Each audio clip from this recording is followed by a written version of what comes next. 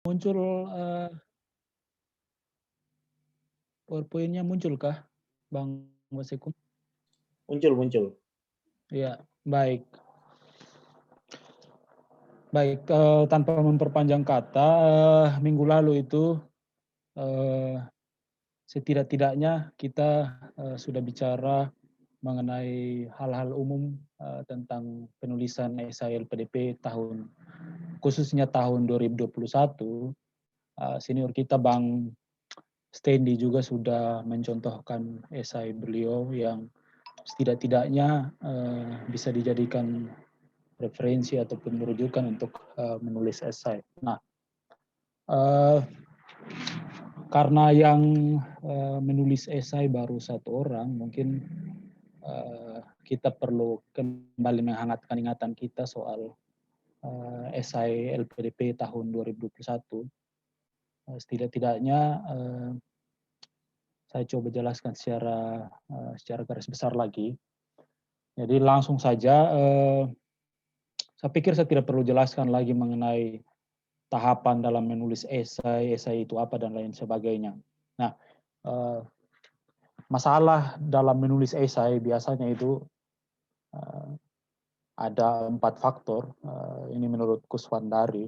Biasanya karena kesulitan menemukan ide, kurangnya pengetahuan tentang dasar penulisan, kesulitan menuangkan gagasan, dan yang berikutnya kesalahan berbahasa ataupun kesalahan dalam menggunakan bahasa yang baik dan benar. Nah, saya pikir solusi terhadap masalah-masalah ini ya pasti tidak lain dan tidak bukan ya bagaimana kita mempunyai atau melakukan yang namanya studi pustaka dengan baik dan benar. Studi pustaka bisa kita lakukan dengan berbagai macam cara, baik itu lewat membaca tulisan, lewat menonton dan lain sebagainya. Saya pikir tidak perlu dijelaskan. Esensinya untuk mengatasi masalah-masalah ini, saya pikir kita semua perlu melakukan yang namanya belajar lewat berbagai cara, baik itu belajar lewat tulisan orang lain, kita baca esai orang lain bagaimana, kita baca teknik-teknik menulis esai yang benar seperti apa, teknik mengembangkan paragraf seperti apa, bahasa yang baik dan benar seperti apa, dan faktor-faktor lainnya. Jadi esensinya untuk mengatasi masalah-masalah ini saya pikir kita perlu melakukan yang namanya studi pustaka. Selain itu kita belajar untuk mengorganisasikan ide yang kita punya itu lewat berbagai macam cara. Dan itu pastinya tidak muncul begitu saja atau tidak tiba-tiba, tetapi harus dikondisikan atau harus dibiasakan. Jadi menulis esai juga adalah suatu proses yang harus dikondisikan atau dibiasakan. Jadi jangan sampai besoknya kita diminta untuk mengumpulkan esai lalu hari ini kita baru mulai menulis. Saya pikir itu juga akan berpengaruh secara signifikan terhadap kualitas esai yang kita akan tulis.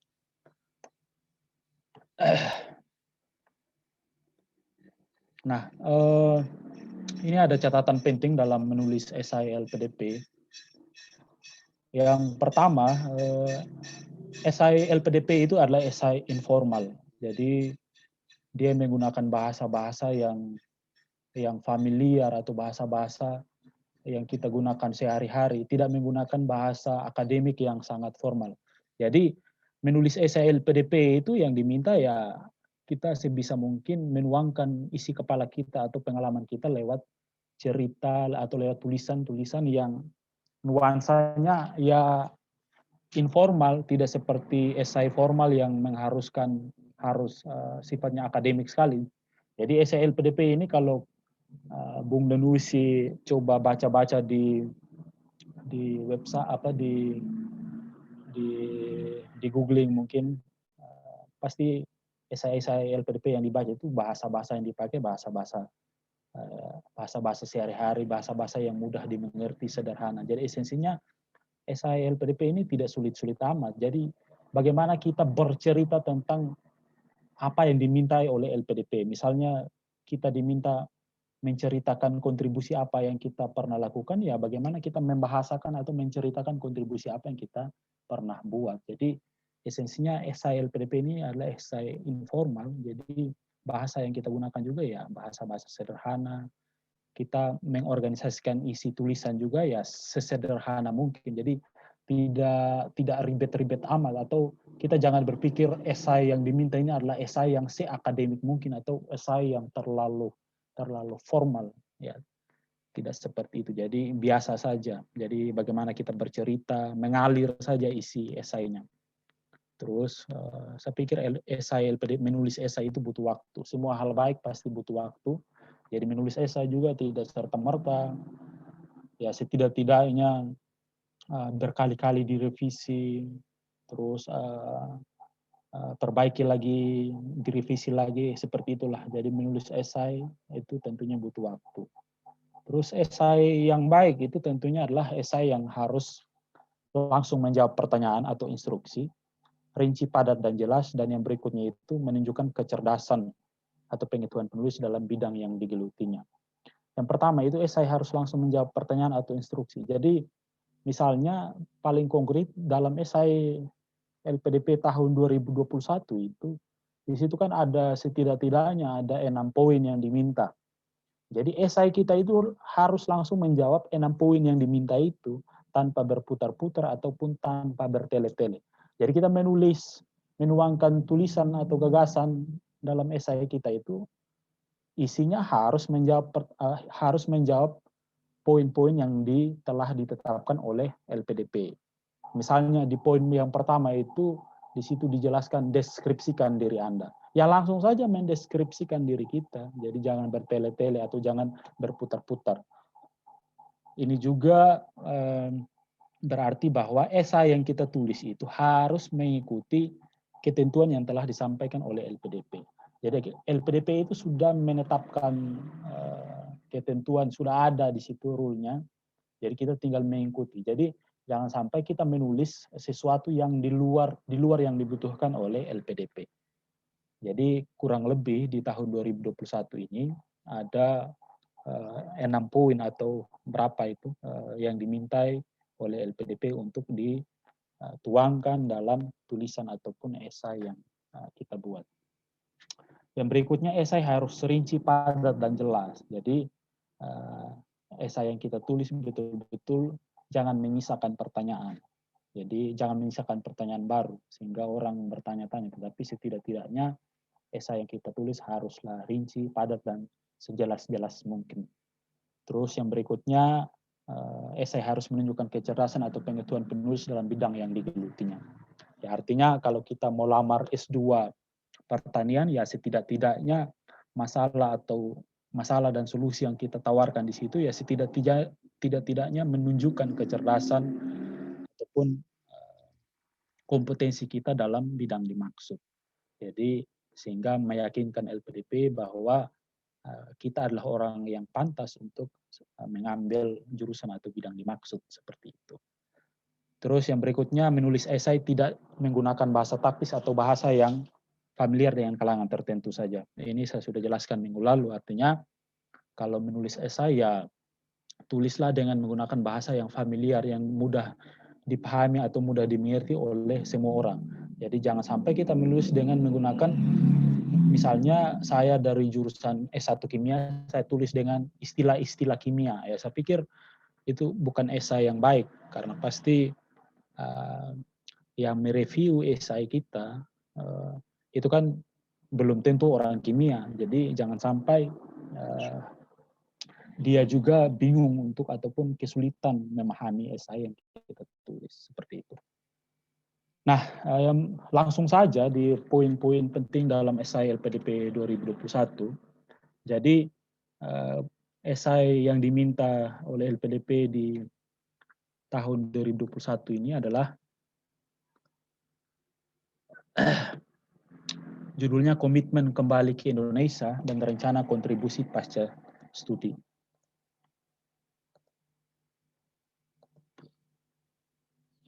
Halo Bung Wasekum, suara saya kedengaran?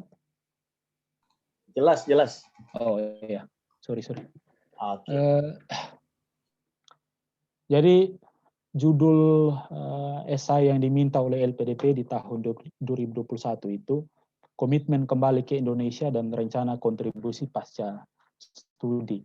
Itu diminta 1.500 sampai 2.000 kata. Kalau halaman A4 ini kurang lebih 3 sampai 4 halaman lah seperti itu. Nanti bisa dicek sendiri 1.500 kata sampai 2.000 kata itu berapa. Tapi saya pikir 3 sampai 4 halaman. Nah, poin pertama yang diminta itu deskripsikan diri saudara. Jadi poin pertama yang diminta oleh LPDP dalam esai yang akan kita submit nanti, yang pertama itu deskripsikan diri saudara. Nah, apa yang kita perlu tulis di bagian ini? Ya, kita deskripsikan identitas pribadi kita secara singkat. Misalnya nama, terus latar belakang pendidikan S1, pengalaman organisasi ataupun kegiatan yang selama ini pernah diikuti, dan pengalaman kerja atau sekarang kerja di mana. Jadi yang ditulis juga identitas yang sifatnya umum saja. Jadi seperti nama lengkap, terus latar belakang pendidikan S1, artinya menamatkan kuliah S1 di mana. Jangan juga kita menulis hal-hal yang sifatnya pribadi seperti SD di mana, SMP di mana, SMA di mana, nama orang tua, dan lain-lain, terus berasal dari suku mana, dan lain-lain. Saya pikir itu hal-hal yang sifatnya pribadi dan tidak perlu ditulis di paragraf pendahuluan ataupun di bagian poin deskripsikan diri saudara. Jadi kita muat hal-hal yang sifatnya umum. Terus yang berikutnya, kita perlu menulis deskripsi diri yang ada kaitannya dengan jurusan, pekerjaan, dan kontribusi yang akan dilakukan ke depannya. Artinya, misalnya kita mau ambil jurusan S2 Teknologi Pembelajaran, ya setidak-tidaknya kita usahakan untuk menulis deskripsi diri yang ada kaitannya dengan S2 Teknologi Pembelajaran itu. Misalnya dalam pengalaman kegiatan yang pernah dilakukan ataupun kontribusi yang pernah dilakukan.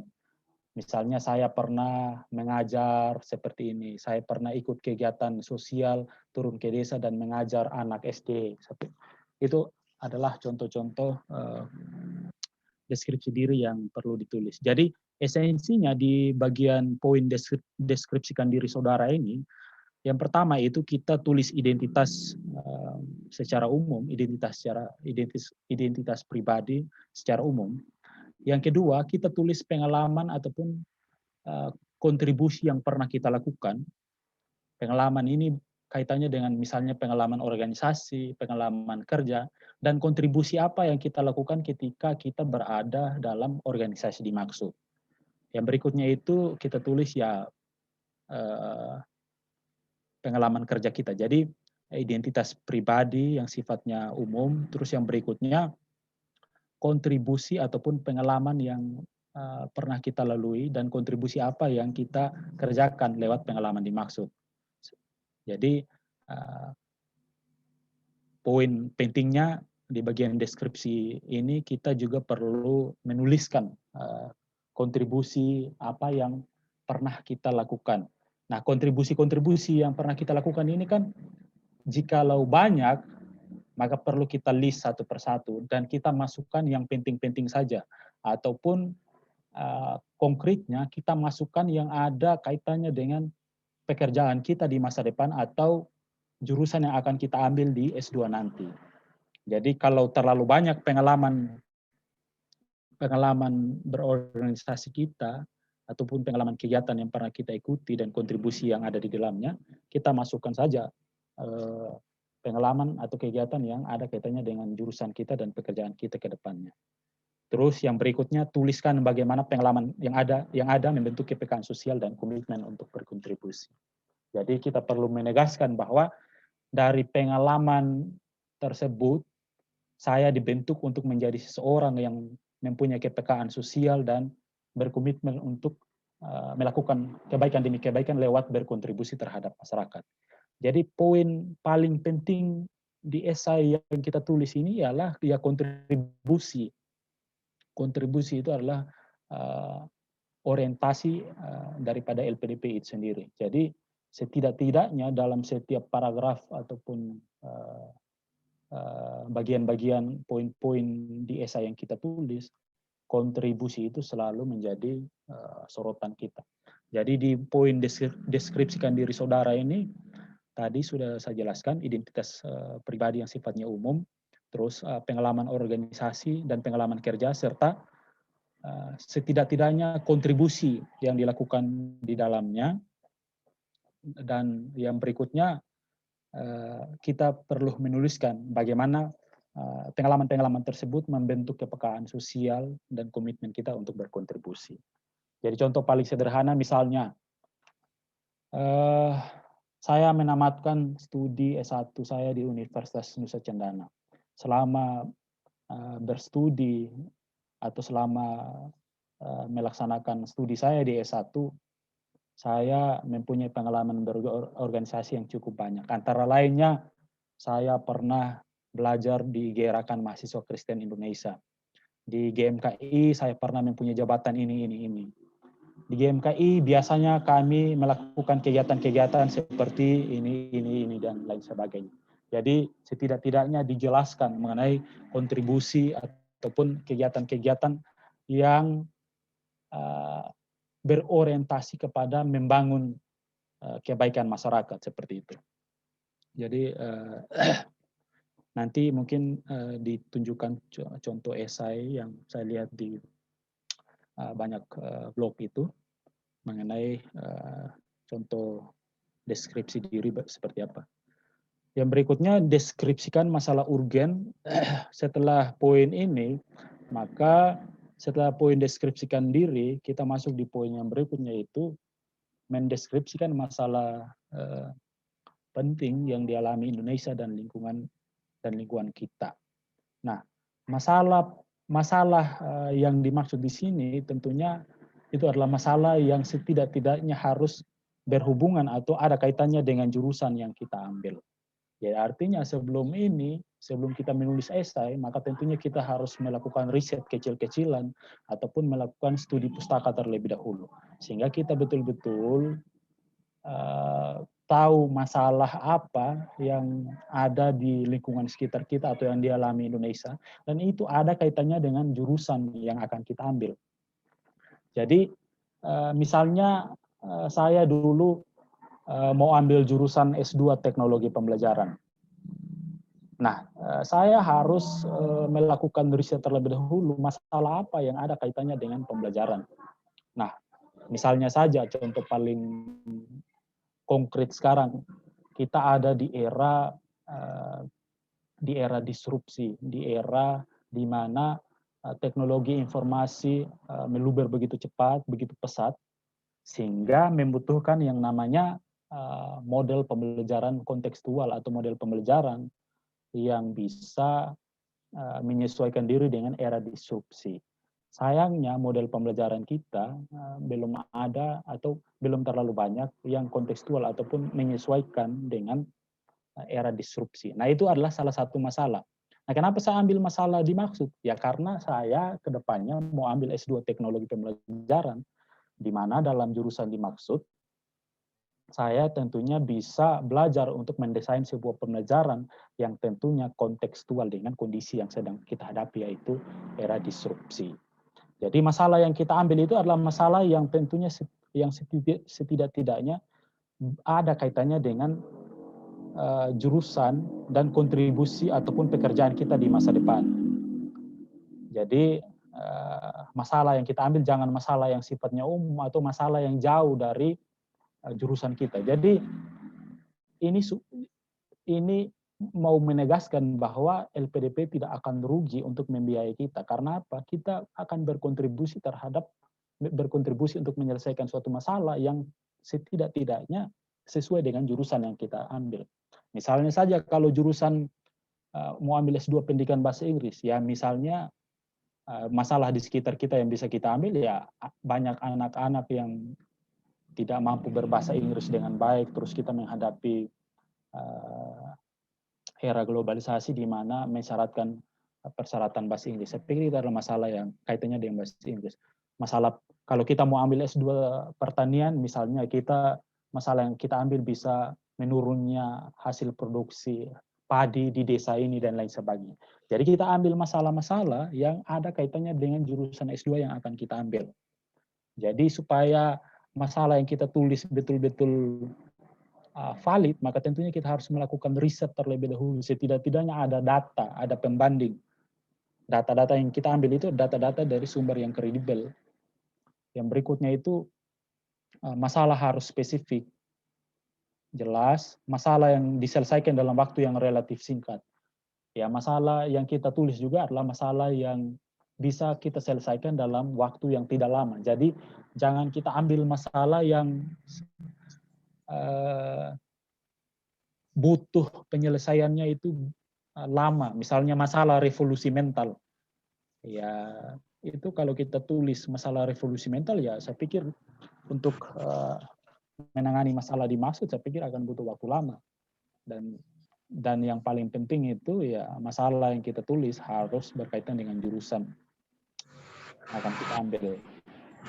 Tambahkan data dari referensi yang terpercaya, saya pikir jelas. Jadi kalau ada data, misalnya tadi kalau ambil S2 teknologi, S2 pertanian, misalnya menurunnya hasil pertanian, ya saya pikir harus disertai data. Di tahun ini Indonesia mengalami ini, dan lain sebagainya. Yang berikutnya, di poin yang ketiga itu kita diminta untuk mendeskripsikan solusi yang kita tawarkan untuk menyelesaikan masalah dimaksud. Nah, contoh paling konkret tadi, misalnya saya, karena saya mau ambil S2 teknologi pembelajaran, maka saya menulis masalah model pembelajaran di era disrupsi, maka saya juga harus menuliskan solusi apa untuk mengatasi masalah dimaksud. Nah, solusinya tentunya solusi yang kita tawarkan ini harus juga berkaitan dengan jurusan yang akan kita ambil di S2 nantinya ataupun S3 nantinya. Jadi misalnya tadi saya menuliskan masalah model pembelajaran di era disrupsi, maka saya perlu jelaskan solusi konkret terhadap masalah dimaksud. Yang pertama ya kita harus mendesain pembelajaran yang bisa beradaptasi ataupun kontekstual dengan era disrupsi. Yang berikutnya kita harus menyiapkan model pembelajaran. Selain desain pembelajaran, kita harus menyiapkan model pembelajaran. Kita harus menyiapkan bahan ajar yang sesuai ataupun kontekstual dengan era disrupsi dan lain sebagainya. Jadi kita perlu jelaskan masalah yang solusi terhadap masalah dimaksud secara setidak-tidaknya secara umum dan jelas langkah-langkahnya. Kita juga bisa menjelaskan siapa saja yang bisa kita ajak terlibat dalam menyelesaikan masalah yang ada. Jadi sepintar-pintarnya kita lah untuk menuangkan tulisan ataupun mengorganisasikan tulisan yang akan kita buat khususnya untuk poin solusi terhadap masalah. Yang berikutnya, nah setelah masalah ada terus solusinya apa, yang berikutnya kita diminta untuk mendeskripsikan pentingnya ilmu ataupun jurusan S2 atau S3 yang kita ambil dan bagaimana jurusan tersebut berkontribusi dalam menyelesaikan masalah. Nah, makanya ini sangat penting sekali ketika saya bilang di awal tadi, masalah yang harus kita tulis itu haruslah masalah yang ada kaitannya dengan jurusan yang akan kita ambil. Sehingga kalau mau berkontribusi, ya kita ambil S2 itu tidak sia-sia. Kita ambil S3 itu tidak sia-sia. Misalnya tadi, masalah yang saya tulis ialah masalah model pembelajaran di era disrupsi. Solusinya saya sudah jelaskan. Nah, pentingnya ilmu yang saya ambil S2 teknologi pembelajaran ya tinggal ditulis. Misalnya dalam jurusan S2 teknologi pembelajaran itu kita belajar bagaimana memfasilitasi pembelajaran dan meningkatkan performa peserta didik. Jadi ada kaitannya bagaimana mendesain pembelajaran, membuat model pembelajaran, itu kita bisa belajar di jurusan S2 teknologi pembelajaran. Bila perlu, kita menuliskan beberapa mata kuliah yang bisa berkontribusi untuk menyelesaikan masalah yang ada. Dalam contoh konkret yang saya tulis, misalnya di jurusan S2 teknologi pembelajaran itu ada mata kuliah desain pembelajaran, ada mata kuliah model pembelajaran. Jadi kita bisa bahas atau kita bisa sertakan mata kuliah dimaksud dan kita bisa bilang bahwa mata kuliah dimaksud berkontribusi untuk menyelesaikan masalah yang ada. Jadi poin ini kita diminta di poin ini untuk bagaimana kita ambil S2 itu tidak sia-sia atau tidak mubazir. Jadi jurusan yang kita ambil itu betul-betul berkontribusi terhadap perkembangan ataupun kemajuan masyarakat kita. Jadi dari awal tadi saya sudah bilang bahwa poin paling penting dalam esai yang kita tulis itu adalah kontribusi. Jadi semuanya bermuara pada kontribusi dimaksud. Yang berikutnya mimpi untuk Indonesia. Nah, mimpi untuk Indonesia di poin ini, mimpi untuk Indonesia itu ya mimpi yang ditulis jangan muluk-muluk tetapi harus realistis, tidak bersifat umum atau tidak bersifat khusus. Terus yang berikutnya, tuliskan mimpi yang setidak-tidaknya juga bertalian dengan jurusan yang diambil dan pekerjaan di masa depan.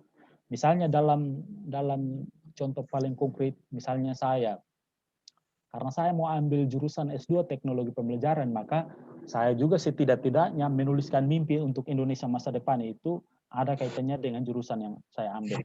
Misalnya mimpi saya yang paling konkret, mimpi saya anak-anak NTT mempunyai keterampilan abad 21 yang dibutuhkan di abad 21. Keterampilan abad 21 itu seperti ya bagaimana anak-anak NTT bisa mempunyai keterampilan berpikir kritis, keterampilan berkolaborasi, keterampilan berpikir kreatif, dan keterampilan-keterampilan lainnya yang dibutuhkan di abad 21. Nah, kenapa saya ambil mimpi tersebut? Karena ada kaitannya dengan jurusan yang saya ambil, yaitu jurusan S2 Teknologi Pembelajaran. Dalam jurusan dimaksud, saya belajar bagaimana mendesain pembelajaran. Jadi, supaya anak-anak NTT setidak-tidaknya bisa mempunyai keterampilan abad 21, ya bisa lewat desain pembelajaran yang mengkondisikan mereka untuk bisa mempunyai keterampilan abad 21.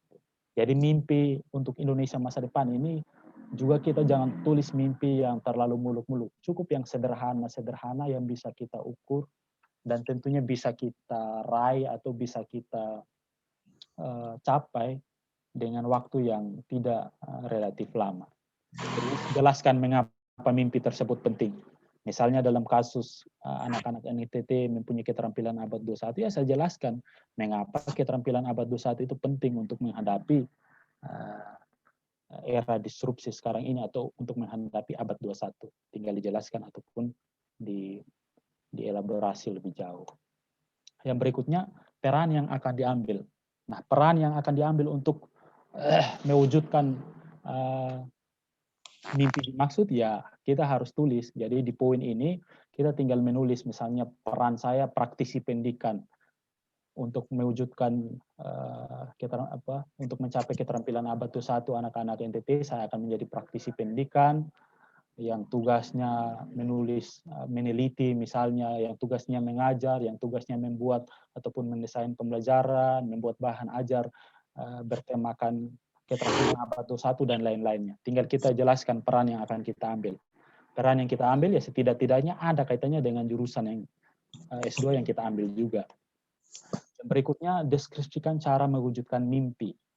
Jadi kita perlu menuliskan langkah-langkah konkret untuk mimpi yang tadi kita telah tulis. Misalnya, tadi saya menulis mewujudkan keterampilan anak-anak NTT mempunyai keterampilan abad 21 yang setidak-tidaknya mumpuni. Ya, tinggal saya tuliskan langkah-langkah konkret apa yang akan dilakukan untuk mewujudkan mimpi tersebut. Misalnya, yang pertama, menyelenggarakan kegiatan-kegiatan ataupun sosialisasi yang di dalamnya bertemakan keterampilan abad 21. Misalnya, terus menggandeng organisasi-organisasi mahasiswa untuk selalu memasukkan materi-materi keterampilan abad 21 misalnya.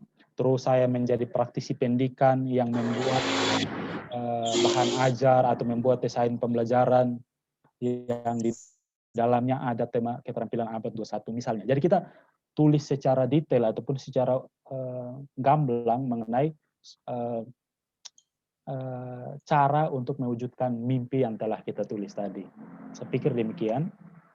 Ya, yang terakhir ialah paragraf penutup. Nah, dalam paragraf penutup ini kita tulis lagi kemauan kita untuk ataupun komitmen kita untuk berkontribusi. Jadi setidak-tidaknya di paragraf penutup ini kita menuliskan bahwa kita betul-betul siap dengan pengalaman yang ada, dengan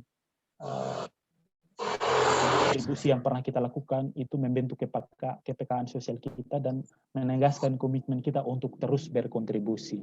Jika perlu tulis kata-kata harapan dan lain-lain. Saya pikir seperti itu. Terus, nah ini mungkin esai yang saya lihat di salah satu blogspot. Ini kelihatankah Bang Wasekon? Belum. Masih apa ini PowerPoint tadi? Oh, PowerPoint ya.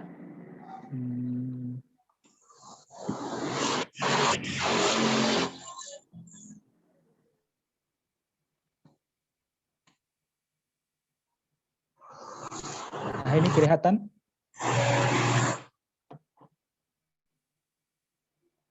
Kelihatan, Bung? Iya. Jadi baik,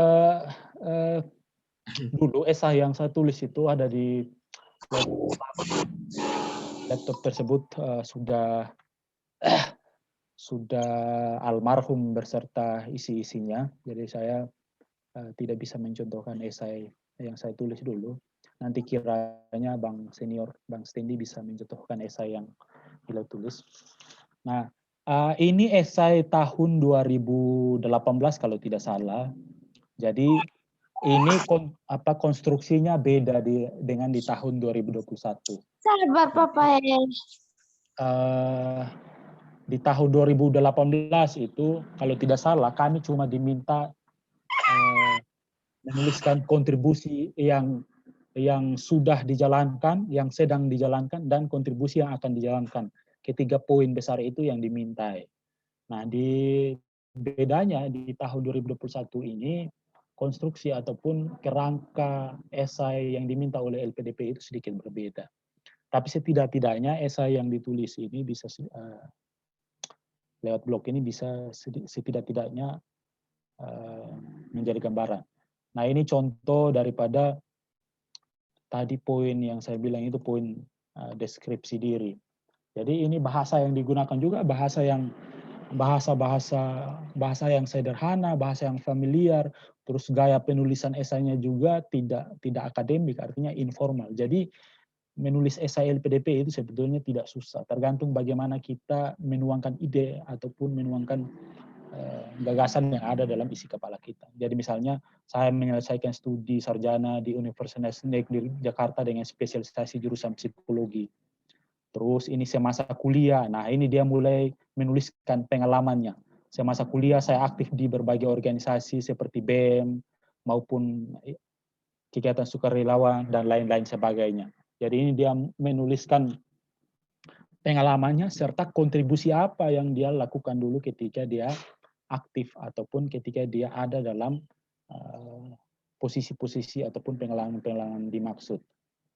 Nah, misalnya ini, melalui organisasi ini. Nah, ini yang saya bilang tadi bahwa jangan lupa juga untuk kita menulis bahwa pengalaman-pengalaman yang ada membentuk komitmen kita ataupun membangun rasa kepedulian sosial kita. Jadi dia tulis, walaupun ini saya rasa masih kurang lengkap, jadi sebetulnya setidak-tidaknya masih agak panjang. Jadi ini dia tulis bagaimana pengalaman yang ada membangun rasa kepedulian sosial dan meningkatkan kebermanfaatan diri kepada sesama. Artinya kita perlu menegaskan bahwa pengalaman-pengalaman yang ada itu telah membentuk kepekaan sosial dan menegaskan komitmen kita untuk terus berkontribusi sehingga LPDP betul-betul diyakinkan bahwa kita itu orang yang betul-betul akan terus berkontribusi. Terus ini jadi gaya penulisannya tidak bersifat akademik atau tidak bersifat ilmiah yang butuh data dan lain-lain sebagainya, butuh pendapat ahli. Jadi mengalir saja, dia menulis mengalir saja. Terus saya pikir masalahnya tidak perlu masalah-masalah yang dia tulisin tidak perlu dijelaskan karena itu kaitannya dengan jurusan yang diambil. Nah, misalnya ini, mimpi saya mengenai Indonesia di masa depan dapat disederhanakan dengan terwujudnya amanat 45, yaitu segala warga negara bersamaan kedudukannya di dalam hukum. Karena dia ini mau ambil jurusan yang ada kaitannya dengan perempuan. Jadi dia menulis mimpinya itu di mana perempuan itu mendapatkan kesempatan yang sama. Jadi saya pikir dia menulis mimpinya itu juga ada kaitannya dengan jurusan yang akan diambil seperti itu. Terus nanti peran yang diambil misalnya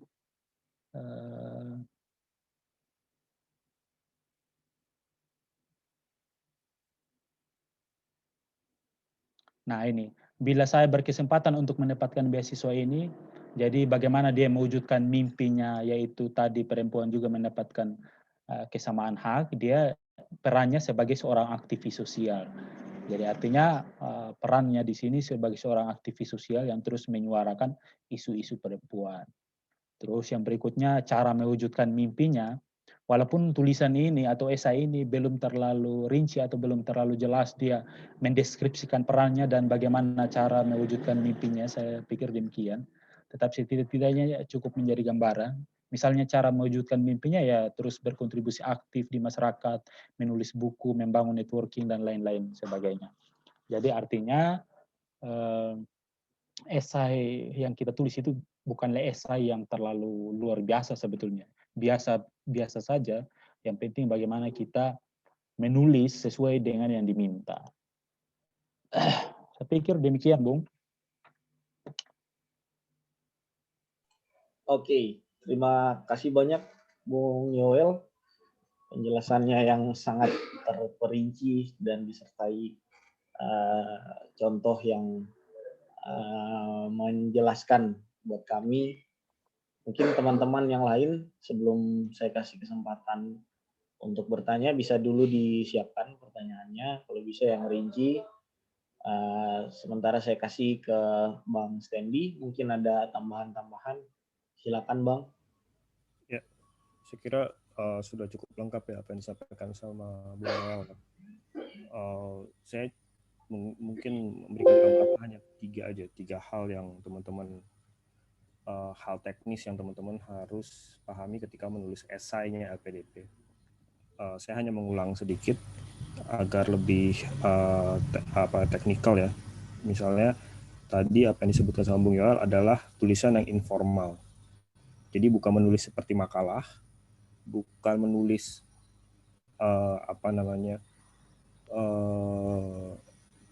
skripsi atau menulis teori-teori yang berat gitu. Jadi yang informal itu artinya sangat personal gitu, personally gitu, sangat personal. PDP mau tahu personalnya kalian kayak apa, bagaimana yang menjadi ciri bahwa tulisan informal adalah menggunakan kata pengganti pertama, saya. Saya kira kita memakai saya itu lebih formal dibanding aku ya.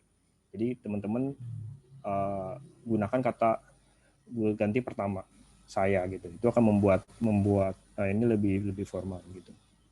Pertama. Terus yang kedua, bukalah esai dengan hal yang menarik di awal supaya orang enak bacanya atau penasaran untuk baca selanjutnya gitu. Biasanya di esai beasiswa aku selalu menuliskan tentang saya yang paling menarik menurut saya gitu ya di paragraf pertama. Misalnya saya pernah nulis di esai LPDP, saya bilang saya adalah orang yang lahir di kota kecil saya lahir di kota besar 1000 pabrik Tangerang dan hidup di Purwokerto, kota kecil pertanian. Nah, kira-kira gitu. Jadi ada kontradiksi kan. Itu kemudian orang akan baca ke bawahnya tuh kayak apa. Jadi ceritakan tadi pertama informal menggunakan kata-kata pertama, terus yang kedua usahakan yang kalimat pertama atau paragraf pertama itu membuat orang menarik orang membaca selanjutnya gitu. Kalau di paragraf pertama kalian sudah kasih data, angka yang mereka bisa cari di Google gitu ya, menurutku itu tidak menarik. Jadi harus yang personally menarik. Misalnya Bung Jayadi gitu ya, saya lahir di sini begitu, ambil jurusan ini dan saya hidup di Jakarta sebagai aktivis, kira-kira gitu. Itu orang akan lebih menarik menurut personal yang kemudian menjadi unik gitu esai ini dibaca sama orang. Sekali lagi teman-teman bahwa esai ini adalah nanti alat untuk konfirmasi teman-teman wawancara. Itu. Terus yang ketiga, Yang tiga, perhatikan kata yang harus dipenuhi. Ada 1.500 sampai 2.000 kata. Buat teman-teman yang biasa menulis itu terlalu sedikit. Tapi kalau teman-teman yang belum pernah menulis itu banyak banget gitu.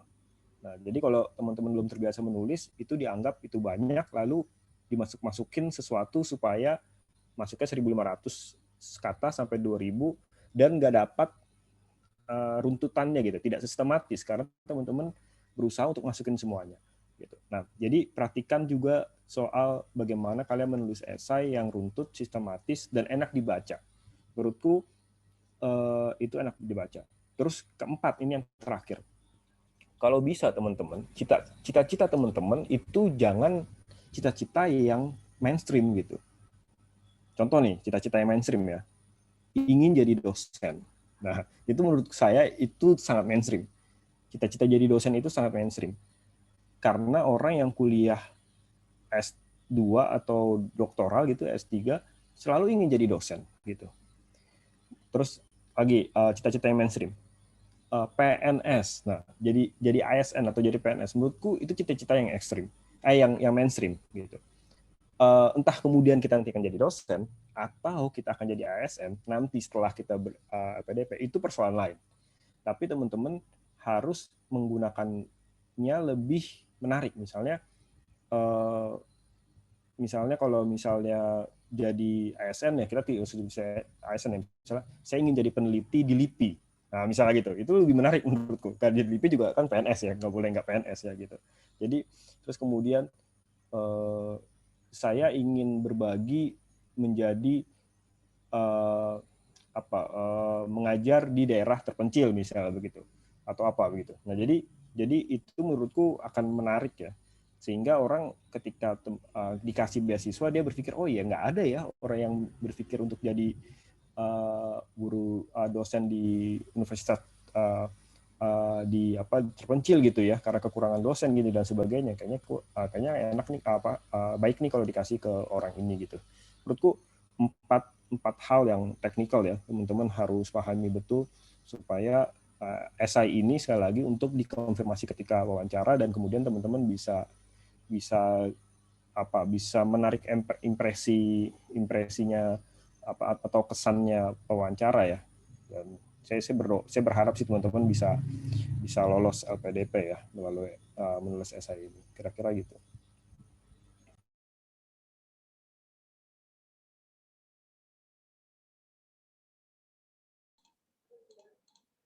Oke. Terima kasih Bang Stanley. Teman-teman yang ada pertanyaan boleh saya persilakan. Kalau bisa langsung disampaikan biar ada komunikasi dua arah, ataupun misalnya teman-teman tidak bisa menyalakan kamera tidak apa-apa, ataupun kalau mau di chat di kolom komentar pun boleh, silakan. Atau yang sudah punya tulisan bisa di-share buat kita lihat secara singkat sama-sama. Silakan teman-teman.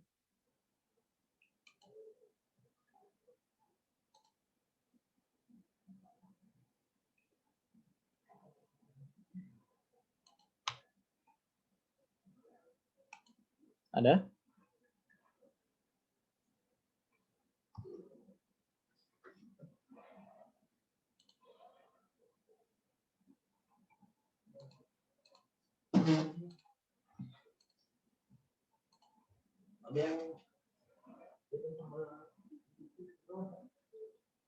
Ada yang mau bertanya, silakan.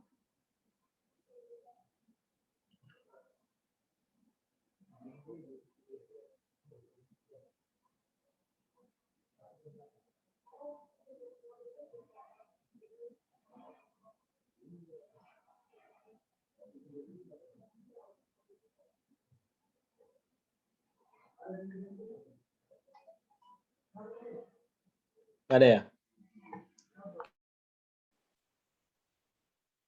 Saya Pak Wasekum.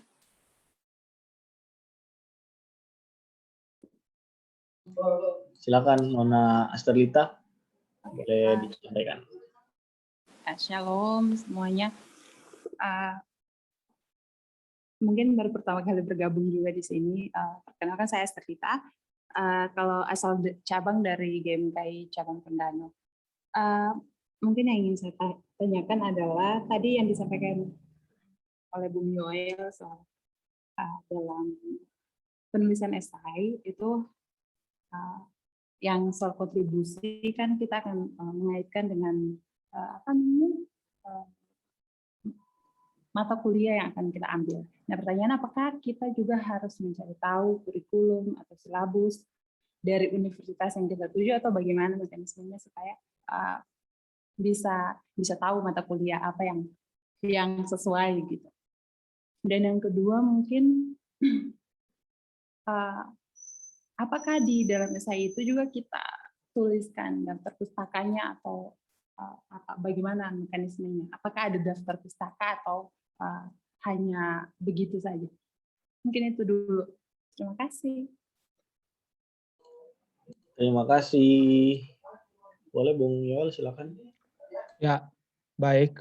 Yang pertama bahwa sebelum mendaftar beasiswa LPDP, maka tentunya pastikan bahwa kita harus mengetahui segala informasi bertalian dengan jurusan yang akan kita ambil, baik kurikulumnya, baik mata kuliahnya, bahkan mungkin akreditasinya, jumlah dosennya berapa dan lain sebagainya. Dulu di tahun 2018 waktu kami tes itu bahkan ada satu esai yang namanya rencana studi.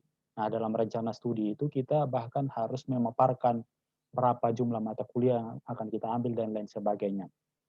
Artinya bahwa sebelum kita mendaftar pada jurusan tertentu, maka setidak-tidaknya kita sudah punya data mengenai jurusan dimaksud. Itu satu. Yang kedua, dalam esai LPDP tahun 2021 juga itu dalam esai dimaksud itu ada satu poin di mana kita diminta untuk menjelaskan kontribusi bidang studi yang kita ambil terhadap penyelesaian masalah yang kita paparkan. Artinya kita betul-betul harus mengetahui jurusan kita ini, segala hal bertalian dengan jurusan kita ini, kita harus mengetahui hal-hal dimaksud sehingga kita bisa menulis bahwa jurusan yang kita ambil ini bisa berkontribusi terhadap masalah yang kita mau selesaikan. Karena apa? Dalam esai di tahun 2021 itu kita diminta yang pertama itu menuliskan masalah, yang kedua menuliskan solusi, dan yang ketiga menuliskan kontribusi bidang studi atau pentingnya ilmu yang kita ambil terhadap masalah yang kita mau selesaikan. Artinya LPDP itu tidak mau kasih beasiswa mubasir seperti itu. Jadi artinya kita ambil jurusan dimaksud itu betul-betul karena jurusan dimaksud itu dibutuhkan seperti itu. Jadi jangan sampai LPDP tidak mau kasih beasiswa ke orang-orang yang jurusannya mubasir seperti itu. Makanya saya bilang tadi bahwa kita harus menulis masalah. Sebelum menulis masalah ya saya pikir harus riset dulu masalah yang ada di sekitar kita apa, yang ada kaitannya dengan jurusan yang akan kita ambil. Sehingga kita ambil jurusan dimaksud atau ambil jurusan tersebut, betul-betul itu mempunyai kontribusi nyata terhadap penyelesaian masalah yang ada. Seperti itu. Jadi di awal tadi saya sudah jelaskan bahwa inti daripada beasiswa LPDP itu ialah bagaimana kita berkontribusi terhadap masyarakat. Jadi jurusan yang kita ambil pun juga itu akan dicari tahu bagaimana jurusan tersebut juga harus berkontribusi terhadap masyarakat dalam artian yang paling khusus bagaimana berkontribusi untuk menyelesaikan masalah yang ada. Saya pikir seperti itu. Jadi misalnya tadi saya kasih contoh konkret. Masalah yang ada sekarang misalnya bagaimana model pembelajaran di era disrupsi ini belum banyak yang kontekstual atau belum banyak yang bisa beradaptasi dengan era disrupsi. Nah, solusinya bagaimana kita mendesain dan membuat model pembelajaran. Nah, pentingnya S2 teknologi pembelajaran yang diambil ya karena dalam jurusan dimaksud kita belajar untuk mendesain pembelajaran, mendesain model pembelajaran, bagaimana merancang pembelajaran, sistemnya, bahan ajarnya, kita belajar di situ. Sehingga LPDP menilai, oh betul, jurusan ini penting untuk menyelesaikan masalah yang ada. Jadi tidak ada cara lain, kita harus mencari segala informasi yang ada terkait jurusan yang akan kita ambil. Bahkan di wawancara pun nanti pasti akan ditanya, kenapa Anda ambil jurusan S2, misalnya S2 Teknologi Pembelajaran, kenapa Anda ambil jurusan dimaksud?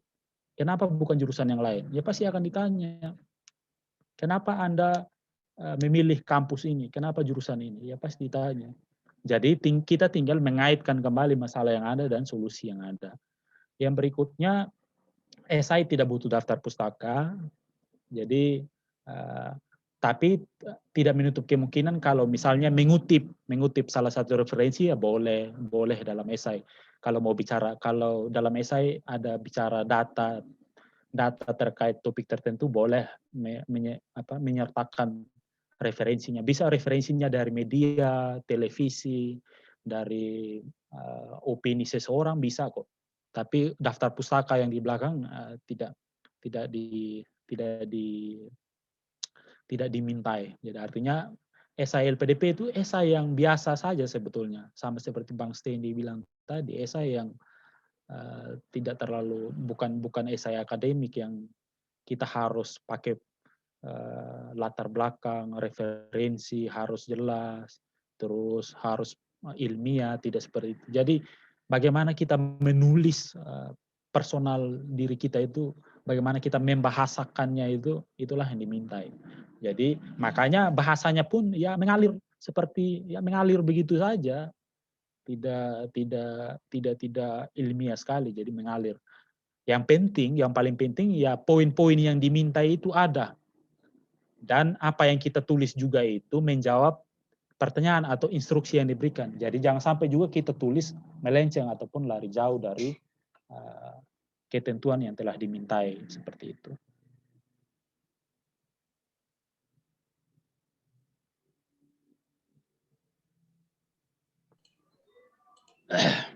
Oke, dari Nona Sterlita mungkin mau ditanggapi, silakan. Ya baik. Oke, terima kasih atas jawabannya, Bung. Ini tadi kan disampaikan bahwa kalau nanti kan esai itu bertalian nanti menjadi acuan ya pas wawancara. Nah, yang tadi Bung Yunus sampaikan bahwa kalau nanti diwawancarai, seandainya lolos dan diwawancarai, akan ditanyakan mengenai kenapa harus memilih jurusan ini, dari sekian banyak universitas, kenapa memilih universitas ini, dan lain-lain. Ini pasti kita juga harus punya perbandingan kenapa memilih ini, gitu-gitu. Apakah menjawab urutan karena urutan universitas, misalnya peringkat dan lain-lain itu bisa menjadi jawaban, atau kita harus punya jawaban lain begitu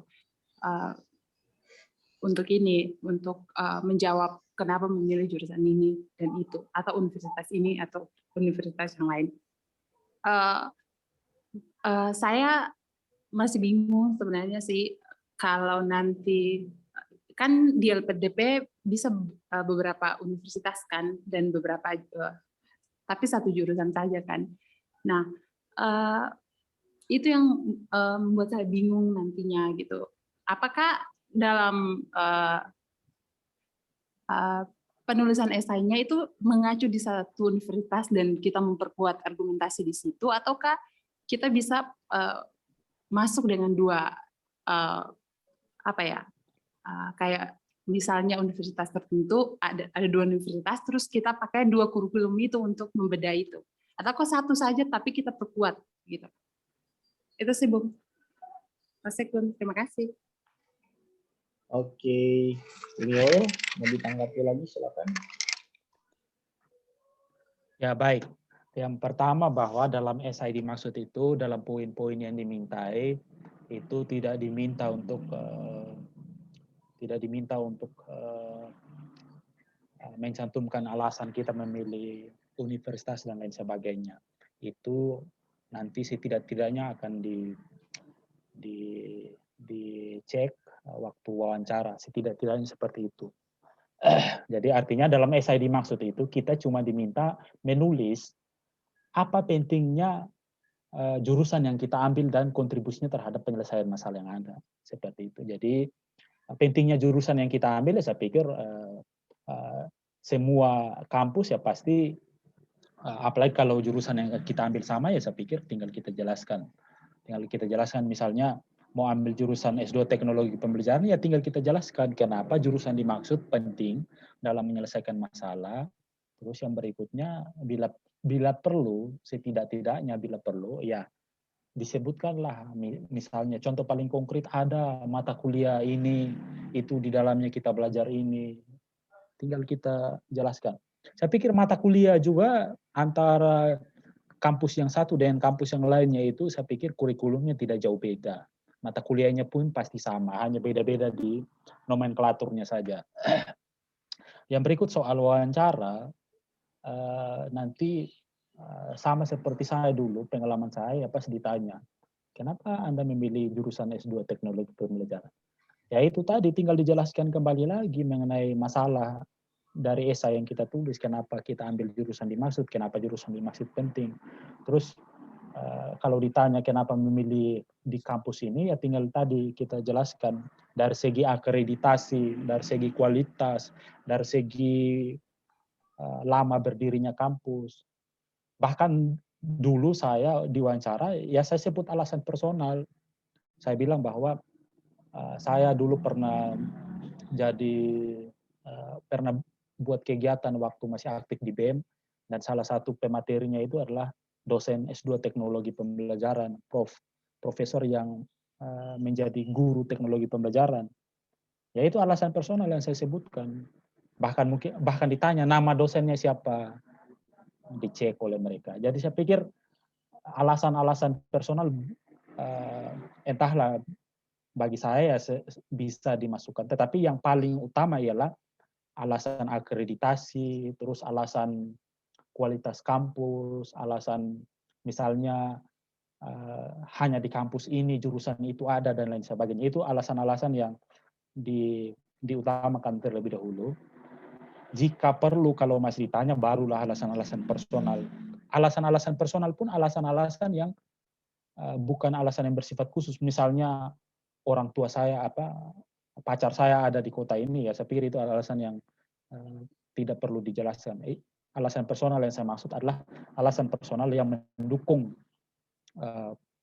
studi kita. Saya pikir demikian.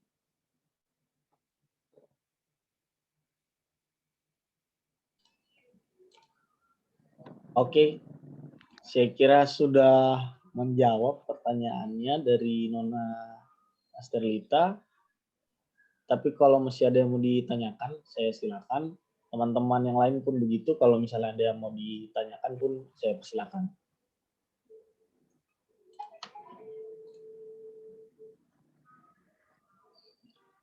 Ada yang lain?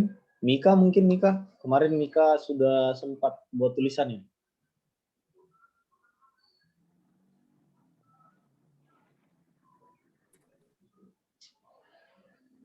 Baik, sebelumnya terima kasih banyak kepada Wassekom atas kesempatannya. Terima kasih banyak juga kepada Bang Stanley dan juga Bang Noel yang sudah membimbing kita sampai sejauh ini. Terima kasih banyak. Sebelumnya saya hendak bertanya, Bang. Tadi kan dikatakan juga ada beberapa catatan penting dalam penulisan esai ini.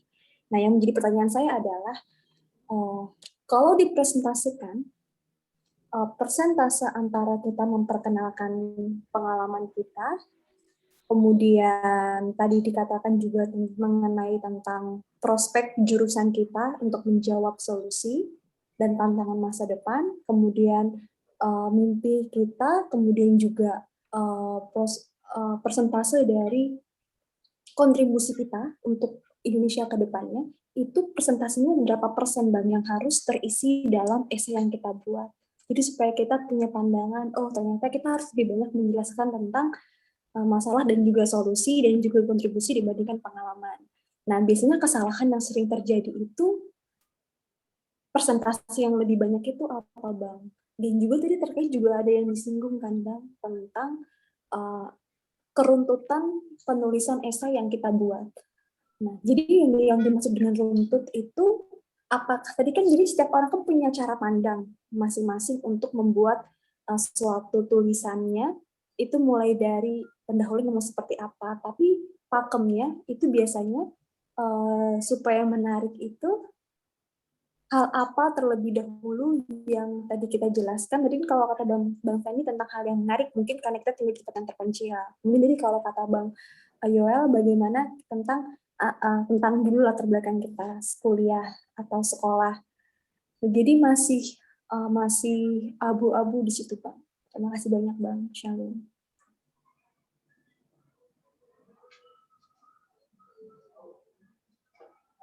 Oke, Mika. Bung Yoel dan Bang Stanley mungkin mau ditanggapi, silakan. Mungkin Bang Stanley terlebih dahulu. Oh ya, silakan Bang Stanley. Ya, tadi pertanyaan dari Mika, berapa persentase dan porsi-porsi untuk ini ya, untuk menjelaskan dan menjawab pertanyaan-pertanyaan esai. Sebenarnya kalau dari yang ku baca dari ketentuannya LPDP itu tidak ada persentase yang detail ya, mau berapa persen misalnya memperkenalkan diri dari seluruh esai itu 20% misalnya gitu untuk menjawab pertanyaan tentang kontribusi 20% gitu sampai kemudian 20%. Nah, nggak ada, tapi yang pasti Mika harus menjawab pertanyaan, sebenarnya pertanyaan itu adalah pertanyaan panduan untuk kita menulis esai. Yang terus kemudian bagaimana sih untuk mengakali semuanya biar bisa jadi satu esai yang runtut dan sistematis ya. Menurutku pertama setiap orang punya ciri dan karakter sendiri ketika menulis ya. Kalau aku ini bukan aku yang bilang, tapi beberapa teman-temanku bilang bahwa gaya penulisanku adalah mulai dari menyentuh hal yang sifatnya perasaan dulu baru ke logika gitu. Maksudnya saya akan bawa orang untuk menulis, membaca apa yang saya tulis itu ke perasaan dulu. Misalnya dia ngelihat hal-hal yang apa ya, yang lebih ke feeling gitu. Misalnya bicara soal keluarga, bicara soal kegiatan saya berjuang untuk mendapatkan proses di organisasi gitu. Lalu kemudian baru di bawah-bawahnya aku bicara soal kontribusi, lalu jurusan yang aku mau, kenapa bicara jurusan yang aku mau. Nanti ini juga menjawab pertanyaan tadi Arstelita, kenapa universitasnya ini, lalu baru kemudian aku kasih data-data yang aku punya gitu untuk mendukung argumentasiku. Nah, yang paling penting sebenarnya Mika adalah premis dalam esai itu jelas gitu. Premis itu adalah sesuatu yang kita ini ya, yang kita mau sampaikan gitu. Premis itu kan sebuah dasar dari apa kita menulis esai. Jadi nggak boleh ngacak gitu. Kamu mau nulis apa sih sebenarnya begitu. Nah, makanya kemudian premis itu harus diuji. Maka itu kemudian esaiku juga kusuruh beberapa teman-teman untuk baca. Jelas nggak mereka sampai nggak apa yang pengen ku sampaikan. Lalu kemudian makanya kemudian ada proses ini ya, proses bedah esai dan pembimbingan ini. Jadi ketika Mika menulis esai misalnya begitu, lalu coba dikasih ke 3 atau 5 orang untuk baca. Dan jangan cerita tentang esaimu. Terus tanya sama orang itu, apa yang kamu dapatkan dari itu? Coba ceritain apa yang kamu baca dari apa yang kamu tulis. Nah, lalu kemudian kalau orang itu merasa jelas, bisa dan sebagainya, maksudnya orang awam gitu. Berarti apa yang aku sampaikan itu jelas begitu. Nah, jadi premisnya itu harus jelas menurutku. Jadi premis itu adalah sebuah dasar pemikiran untuk apa yang kamu sampaikan gitu. Itu menurutku itu dulu yang paling jelas. Nah, misalnya kalau kemudian Mika pengen jadi periset misalnya begitu, nah jadi harus ada runtutnya dari awal begitu. Oh, cita-cita saya dari kecil adalah seorang peneliti. dari kecil karena melihat ibu saya misalnya gitu seorang dosen dan bla bla bla kayak gitu, dan saya masuk ke GMKI menjadi seorang. Jadi walaupun banyak cerita begitu, tapi di premis akhirnya adalah kontribusi saya adalah meneliti terhadap penelitian tentang mikrobiologi misalnya gitu, atau genetika tumbuhan misalnya gitu. Menurutku itu gitu. Jadi jangan tuliskan sesuatu yang tidak menjawab premisnya Mika gitu.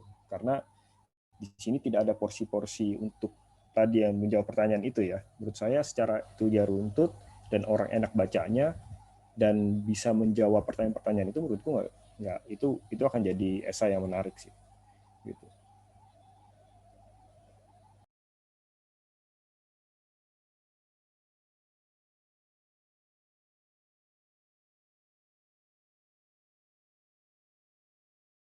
Oke, sudah cukup menjawab Mika ya.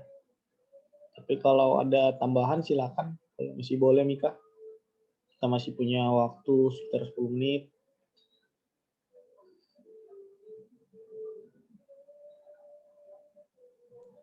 Baik, terima kasih banyak. Maksudku mungkin pendapat dari Bang Yoel, Bang. Menurut pendapat beliau seperti apa? Oke ya.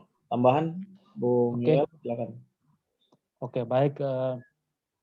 Jadi yang pertama sudah dijelaskan oleh Bang Stanley, senior kita, bahwa tidak ada porsi, tetapi esai yang kita tulis itu harus menjawab semua poin ataupun bagian-bagian yang telah dijabarkan oleh LPDP. Jadi artinya esai yang kita tulis itu panduannya ada pada poin yang dimintai oleh LPDP. Tetapi setidak-tidaknya kita menulisnya juga dengan logis. Jangan sampai poin deskripsi diri itu kita tulis 3-4 paragraf, lalu poin tentang permasalahan yang ada kita tulis 1 paragraf. Saya pikir itu tidak secara etika tulisan, saya pikir tidak bisa diterima. Poin deskripsi diri ya tulislah tidak lebih banyak ataupun porsinya ya setidak-tidaknya berimbang semua. Jangan sampai poin deskripsi diri lebih banyak paragrafnya dibanding dengan poin permasalahan. Jadi sepintar-pintarnya kita lah menulis sebuah esai. Bisa makanya saya bilang kita perlu studi pustaka yang banyak sehingga kita bisa membandingkan esai-esai yang ditulis orang lain itu seperti apa. Jadi tidak ada ukuran yang pasti untuk misalnya poin deskripsi diri itu berapa kata dan lain sebagainya. Yang penting esai yang kita tulis itu menjawab poin-poin yang ada, terus juga memenuhi kriteria batas minimal kata yang diminta, dan yang berikutnya juga runut ataupun runtut. Yang kedua tadi sekaligus menjawab pertanyaan bahwa setidak-tidaknya esai yang kita tulis itu dia sistematis. Biasanya LPDP itu kasih poin yang perlu ditulis di esai itu sudah urut-urutannya seperti itu. Jadi kita tinggal ikuti saja. Misalnya poin pertama yang diminta deskripsi diri, ya sudah. Di paragraf awal kita deskripsi diri. Yang kedua dimintai masalah, yang berikutnya kita deskripsikan masalah. Jadi esensinya kita tinggal mengikuti sistematika yang telah disediakan oleh LPDP. Tinggal kemampuan kita mengorganisasikan paragraf demi paragraf itu seperti apa. Nah, untuk mengorganisasikan paragraf satu dengan paragraf berikutnya itu saya pikir kita bisalah dengan membaca tulisan yang banyak, dengan rajin menulis, saya pikir kita sangat bisa untuk mengorganisasikan isi paragraf dimaksud. Jadi tadi yang pertama tidak ada persentase yang pas, tapi setidaknya etika menulis esai perlu kita pahami. Yang kedua, sistematikanya sudah digariskan oleh LPDP, ya saya pikir tinggal kita ikuti, sehingga konstruksi ataupun urut-urutan dari tulisan esai yang kita tulis setidak-tidaknya langsung mengikuti apa yang diinstruksikan oleh LPDP. Makanya tadi di awal saya bilang esai yang baik itu adalah esai yang langsung menjawab apa yang dimintai oleh LPDP. Jadi jangan bertele-tele atau jangan berputar-putar. Jadi karena para reviewer yang menilai, yang membaca esai kita itu kan sudah punya panduan. Oh, yang pertama ini dia harus menjelaskan masalah. Lantas dia baca esai kita, dia tidak menemukan masalah. Masalahnya kita kita tulis di bagian paling akhir ya. Saya pikir itu tidak bagus atau tidak membuat para reviewer kita bingung untuk ini mana masalahnya, dia harus melihat ke akhir terus dia harus bolak lagi ke awal ya. Saya pikir tidak seperti itu. Jadi seperti itu Bang Wasekum dan Nona Mika.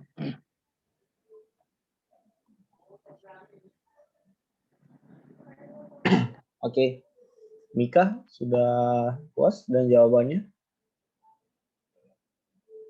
Sudah. Oke. Baik, kalau teman-teman sudah tidak ada pertanyaan lagi, mungkin kita bisa akhiri. Untuk minggu depan mungkin teman-teman sudah bisa mulai dengan membuat tulisan dan sesegera mungkin bisa dikirimkan ke saya ataupun ke Bung Yoel. Nah, nanti dari tulisan tersebut nanti mungkin bisa kita koreksi bersama, kita kasih masukan ya sedikit banyak lah untuk teman-teman, minimal bisa jadi koreksi supaya nanti ketika mendaftar di bulan Agustus bisa benar-benar maksimal. Mungkin begitu ya teman-teman ya. Sesi kita hari ini mungkin cukup sampai di sini. Teman-teman yang lain apabila sudah siap mendaftar dan sudah punya TOEFL bisa untuk menghubungi saya ataupun Bung Yoel untuk nanti kita masukkan di satu grup yang khusus untuk teman-teman yang sudah benar-benar siap untuk mendaftar. Mungkin begitu. Untuk penutup dari Bang Stendi dan Bung Yoel mungkin ada, saya persilakan. Ya, dari saya yang pertama segala hal baik tentunya butuh waktu. Itu ada gium yang kita dengar terus-menerus. Jadi semua hal baik itu pasti butuh waktu. Menulis esai pun demikian, butuh waktu. Jadi tidak ujuk-ujuk langsung kita mahir ataupun esai yang kita buat itu langsung tiba-tiba muncul begitu saja. Setidaknya menulislah terlebih dahulu, menulis setiap hari, review lagi, tulis lagi, review lagi dan lain sebagainya sehingga menghasilkan tulisan yang betul-betul berkualitas. Jangan lupa untuk terus melaksanakan yang namanya studi pustaka, jadi atau studi literatur. Kita bisa baca esai-esai orang lain, membaca sumber-sumber terkait. Intinya baca dan bacalah seperti itu. Dari saya seperti itu, Bang Wasekum. Oke, menarik ini poinnya dari Bung Yoel. Banyakin baca supaya bisa mudah dalam menulis ya. Silakan Bang Stendi menutup. Ya, kalau dari aku, teman-teman coba dulu aja. Semuanya harus dicoba. Kalau nggak dicoba, kita nggak pernah tahu kita sampai mana gagal atau berhasil gitu ya. Jadi apapun teman-teman TOEFL yang kalian takutin, coba dulu deh. Kayaknya kalian belum pernah coba TOEFL yang sebenarnya, jadi kemudian merasa takut misalnya gitu. Kalau esai juga katanya coba dulu deh, esai gitu. Dulu aku pertama kali nyoba TOEFL juga cuma 430 TOEFL pertamanya. TOEFL keduanya 510. Kok bisa ya nembus ke luar negeri ya waktu itu. Aku coba lagi 600. Nah itu memang itu karena coba dulu gitu. Itu aja sih dari aku. Oke, terima kasih Bang Stendi. Dari Bang Stendi yang penting kita berani mencoba dulu. Baik, kalau begitu kita akhiri sesi kita di hari ini. Terima kasih Bang Yoel, Bang Stendi untuk kesempatannya berbagi dengan teman-teman semua.